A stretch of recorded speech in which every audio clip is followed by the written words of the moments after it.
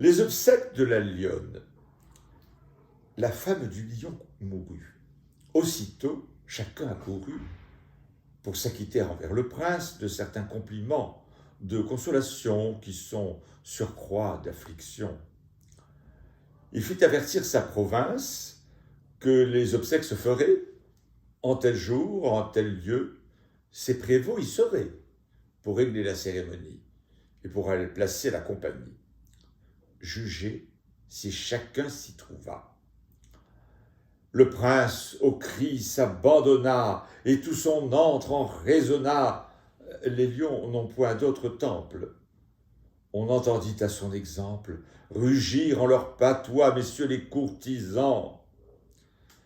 Je définis la cour, un pays où les gens, tristes, gais, prêts à tout indifférents, sont ce qu'il plaît au prince, et s'ils ne peuvent l'être, tâche au moins de le paraître. Peuple caméléon, peuple singe du maître, on dirait qu'un esprit anime 1000 corps. C'est bien là que les gens sont de simples ressorts. Pour revenir à notre affaire, le cerf ne pleura point. Comment a-t-il pu faire? Cette mort le vengeait. La reine avait jadis étranglé sa femme et son fils. Bref, il ne pleura point. Un flatteur l'alla dire et soutint qu'il l'avait vu rire. La colère du roi, comme dit Salomon, est terrible, et surtout celle du roi lion. Mais ce cerf n'avait pas accoutumé de lire.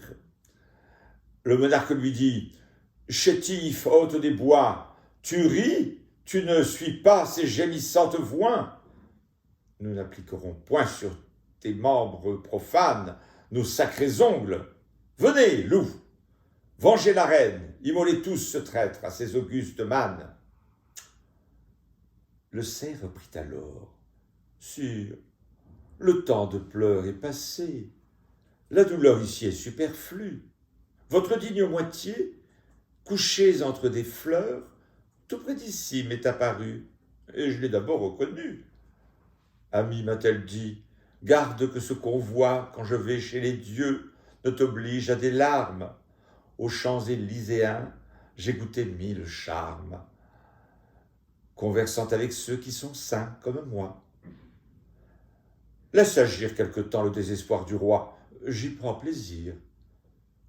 À peine on eut ouï la chose, qu'on se mit à crier « Miracle, apothéose !» Le cerf eut un présent, bien loin d'être puni. Amusez les rois par des songes, flattez-les, payez-les d'agréables mensonges.